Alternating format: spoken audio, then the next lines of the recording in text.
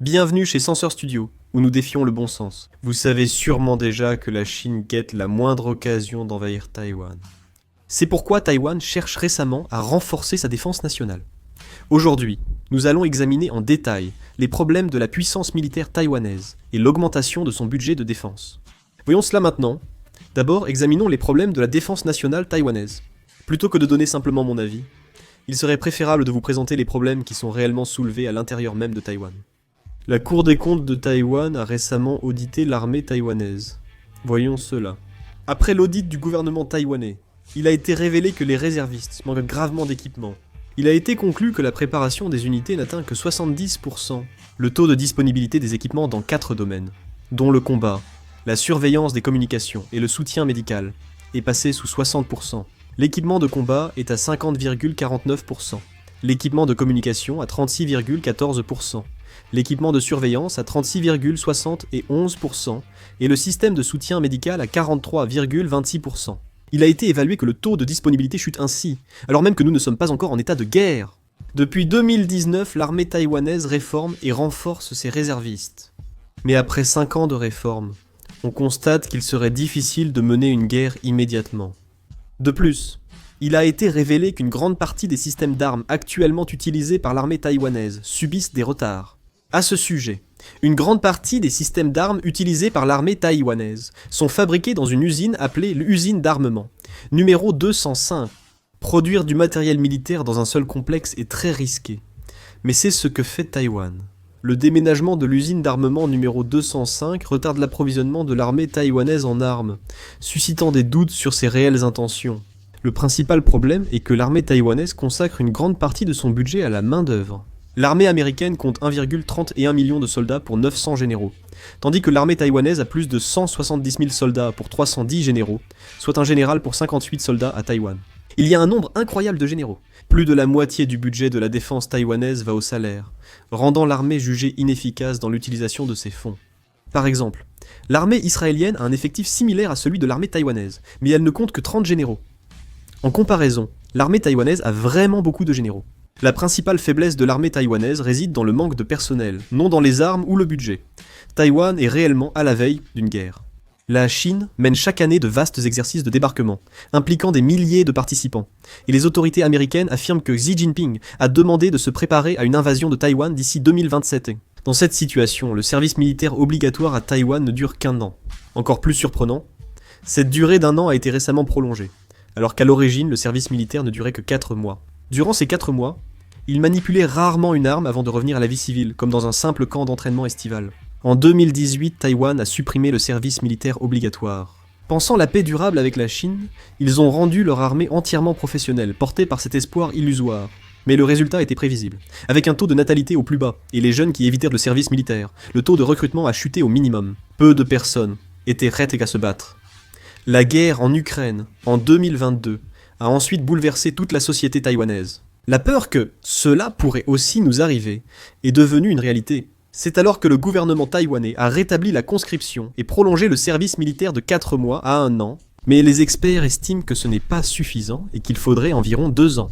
Si la Chine lançait une invasion totale maintenant, il est probable que l'armée taïwanaise pourrait tenir au début, mais qu'elle s'effondrerait face au manque de renforts et à l'incapacité de soutenir une guerre prolongée. Même si la durée du service militaire a été prolongée, 1 an reste largement insuffisant. En plus, imaginez que de jeunes adultes, sans aucune expérience de combat, soient soudain envoyés sur le champ de bataille.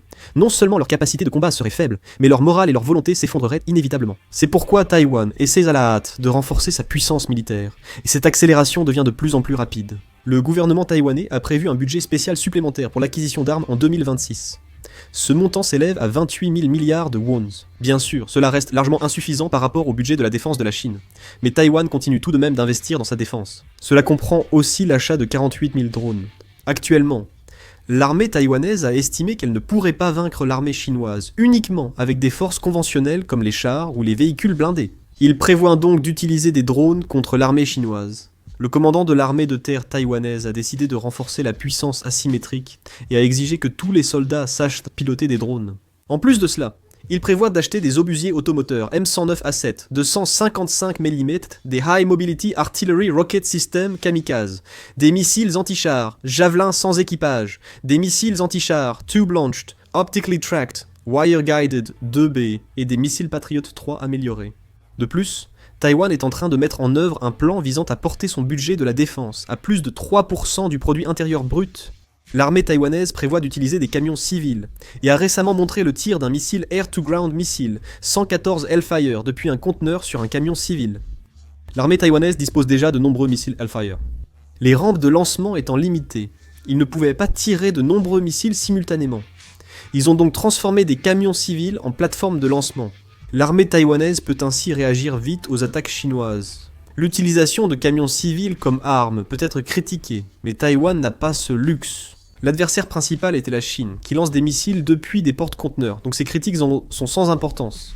Taïwan va former son premier bataillon de chars, M1A Abrams, avec 108 unités commandées aux États-Unis. Le dernier lot de chars arrivera au premier trimestre prochain. Avec les Abrams déjà livrés, l'entraînement, la défense et la maintenance nécessaires au déploiement sont déjà assurés.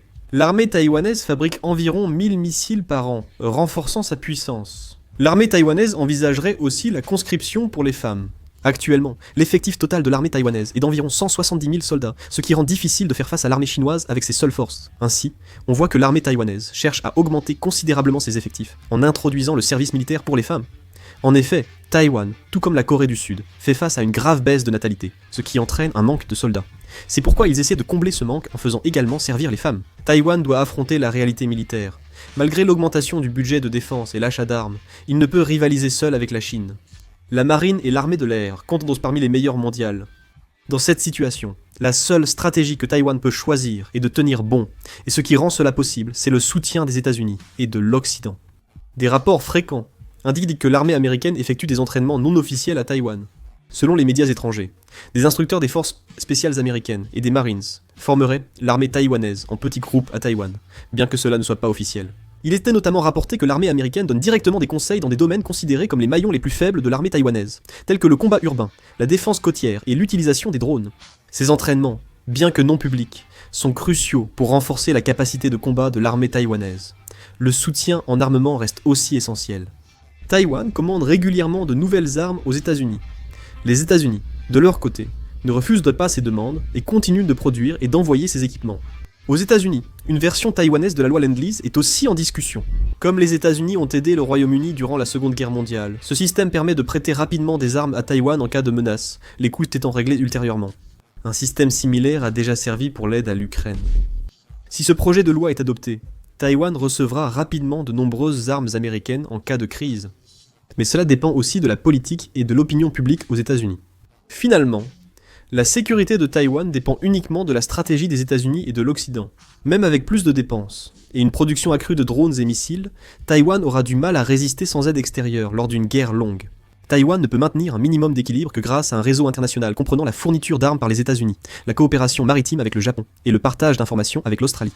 Par conséquent, du point de vue de la Chine, attaquer Taïwan ne signifie pas seulement combattre Taïwan, mais aussi affronter l'ensemble des puissances, y compris les États-Unis, ce qui représente un fardeau considérable. Et le plus important, c'est que pour que toutes ces puissances apportent leur soutien, la volonté de résistance de Taïwan doit être forte. Or, cette volonté de résistance à Taïwan a considérablement augmenté par rapport au passé. Selon les données les plus récentes, celles de 2024, à la question « Seriez-vous prêt à vous battre pour Taïwan en cas d'invasion chinoise ?» 67,8% ont répondu oui. Ce qui est intéressant, c'est que parmi les partisans du Parti démocrate progressiste, le parti au pouvoir à Taïwan, 86% étaient des prêts à se battre, tandis que seulement 36% et 39% des partisans du Kuomintang et du Parti populaire, les partis d'opposition, ont répondu qu'ils se battraient. Cependant, plus de gens sont prêts à s'opposer à la Chine qu'avant, même si on ignore leur action en cas de guerre réelle. Par conséquent, on peut dire que l'avenir de Taïwan ne dépend pas seulement de l'acquisition d'un grand nombre d'équipements militaires, mais aussi de la détermination de toute la société à se préparer à la possibilité d'une guerre. Sans des réformes de la structure des forces armées, une formation militaire plus concrète et un renforcement du système de défense civile, l'importation d'armes, aussi importante soit-elle, ne pourra avoir qu'un effet limité. Taïwan doit garantir soutien extérieur et unité interne.